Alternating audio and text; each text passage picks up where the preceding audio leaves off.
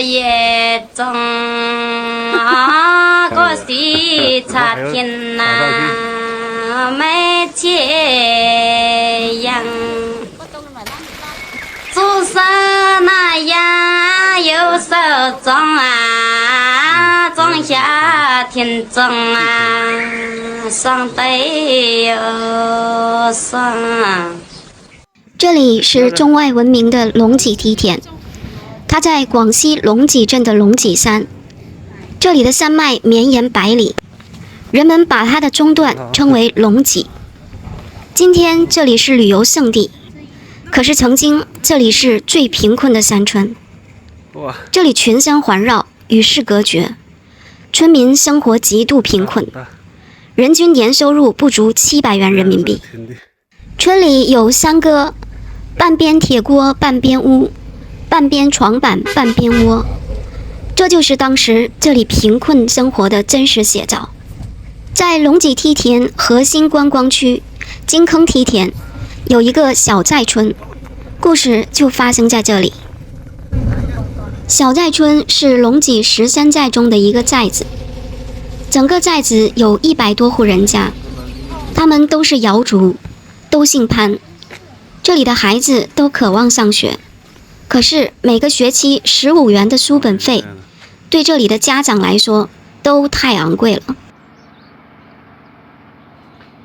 他叫潘能高，上小学1年级，9岁。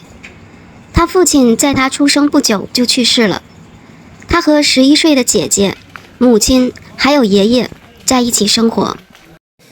爷爷虽然不识字，但也知道读书的重要性，节衣缩食也要供孙子读书，而姐姐就只能辍学在家，帮着做些家务，等待着长大嫁人。寨子里像姐姐一样的女孩子不少，失学后的女孩子们在干完家务活后，还是喜欢到学校里，倚在门边听课，或者和同伴做游戏。简陋的教室边上传来他们忧伤的歌声：妹不知，爷娘不送妹读书，爷娘不送妹读课，无有文章无有名。他叫潘君全，是潘能高的同班同学，在班里他的学习成绩最好，也最聪明。老师说他眼睛一转就有一个鬼主意。能高和君全是好朋友，两个人每天形影不离，学习成绩也是不相上下。能高是学习委员，而潘君全是班长。他们放牛的时候也一起背书，虽然是少年不识愁滋味，但是他们知道家里的窘况。潘继恩比潘能高和潘君全大2岁，他从小品学兼优，村里的人都认定他将来一定会有大出息。1994年，11岁的继恩正在小寨小学念5年级。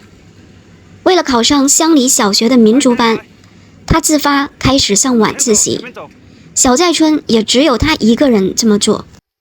考上之后，家里没有办法凑到足够的学费，他就跟着寨子里的几个大人一起，到附近的金矿去淘金。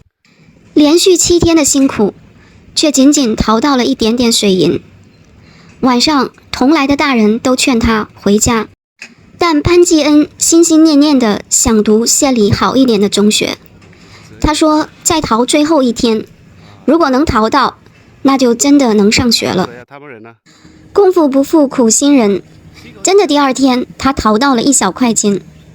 大人开心地说，这能卖40块，我们每人能赚到2张大团结，你有钱交学费了。可是他的家里人因为贫困，并不支持他读书。家里人常说，没钱读呀，读不起呀。家里人都希望他读完小学以后就回来种田。在贫困的山村，即使是上了学的孩子，也不知道能念多久。村里的孩子都得到了来自希望工程的捐助，捐助继恩的是来自北京的一位叔叔。正是这位叔叔帮助了他完成了从小学到大学的学业。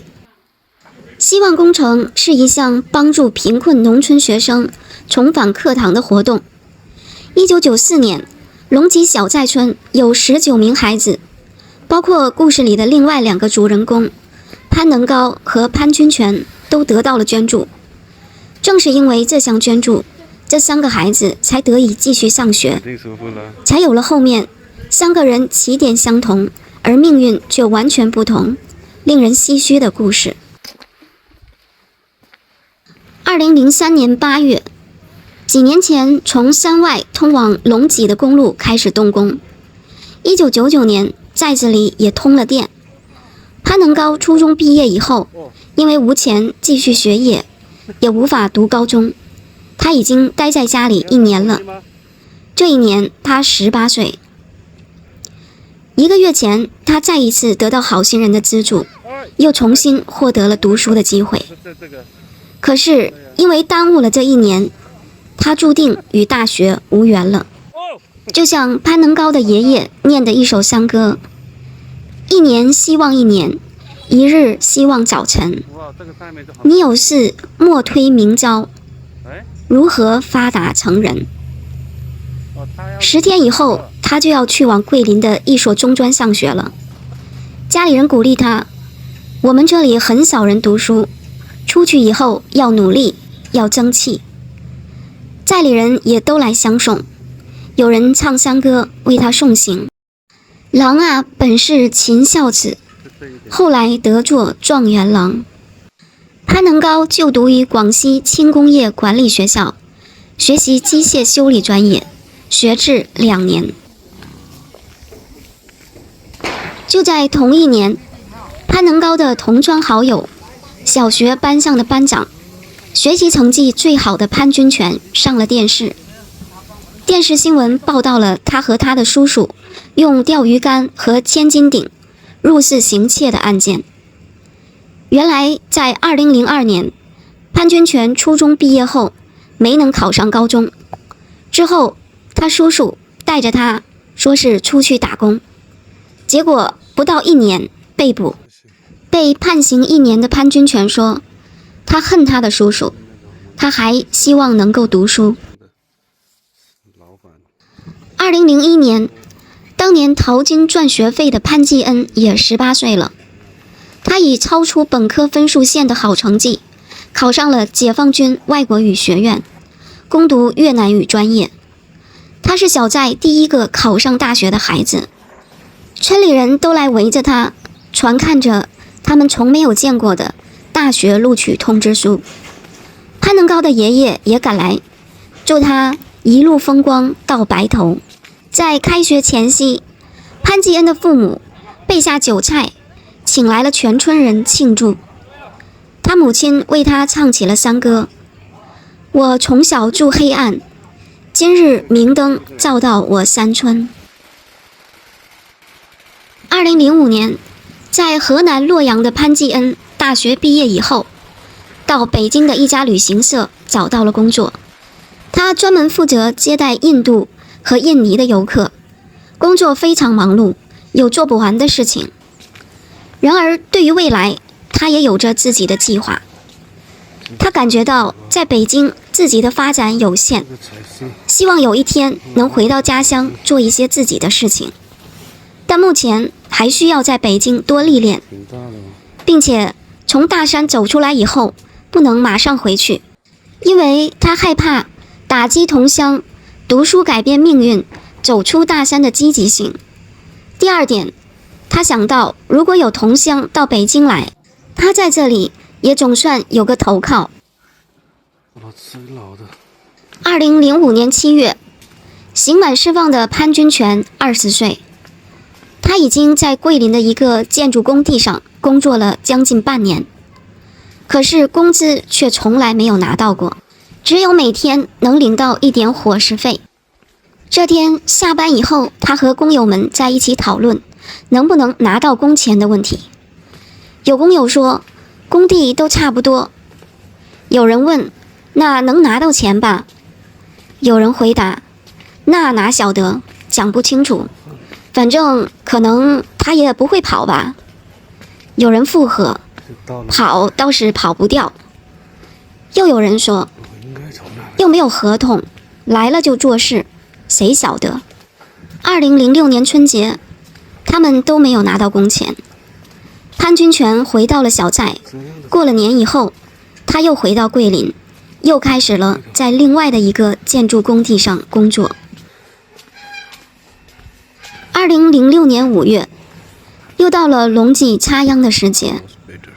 半年前，公路直接通到了小寨村的村口，村里的人几乎都到外面去打工了。潘能高家只有70岁的爷爷还留在家里。爷爷开心地说起，能高在12月初10去了广东，5天后又去到福建，几天后又去了厦门，去安装机器。这一年，潘能高20岁了。2005年，他中专毕业以后，在广东江门的一家皮革机械厂做售后服务工作，这与他所学的专业是对口的。他说，比起从初中时就辍学的同学们，他自己是很幸运的。但是他又后悔自己读书时不够努力，远不如潘继恩。潘继恩从初中到高中都是在县里面上的学，他在小学时就知道要争取读县里面的中学。潘能高还说，如果有了钱，他可能还会继续上学。在2022年到来纪录片实验室的一篇关于纪录片龙脊的文章中，我读到，在今年4月，37岁的潘能高因意外去世了。龙脊是一部反映希望工程的纪录片，由陈小青、杨小树联合执导。1993年底，在广西龙胜县小寨村拍摄，摄制组一共14个人。龙脊一共4集，时间跨度从1994年到2006年。前3集分别讲述了3个孩子从小学到成人的经历，最后1集讲了代课老师的故事。根据陈小青拍摄龙脊纪录片的文章，龙脊的第1集就是潘能高的故事。选择拍摄潘能高有机缘巧合的因素，因为当时摄制组一行原本打算在平安寨定点，再往山里深入，去发现一些更能说明问题的情况。摄制组从早上开始爬山，一直到下午3点，才到了一个叫小寨的村子。在这里，他们遇见了村里唯一见过世面的老汉，他也就是潘能高的爷爷。他们聊了起来，当时正赶上潘能高放学回来，他蹦蹦跳跳的进来，把书包一放，就地一躺，从书包里拿出书来就读：泉水泉水你到哪里去，我要流进小溪里。这时潘能高的爷爷也不跟他们聊天了，拿了个凳子坐到孙子旁边，看孙子读书，把摄制组一行撇在旁边，不搭理他们了。陈小青看到这个情形，觉得这个场景太可爱了，当时就决定不去平安寨了，就在这里拍片。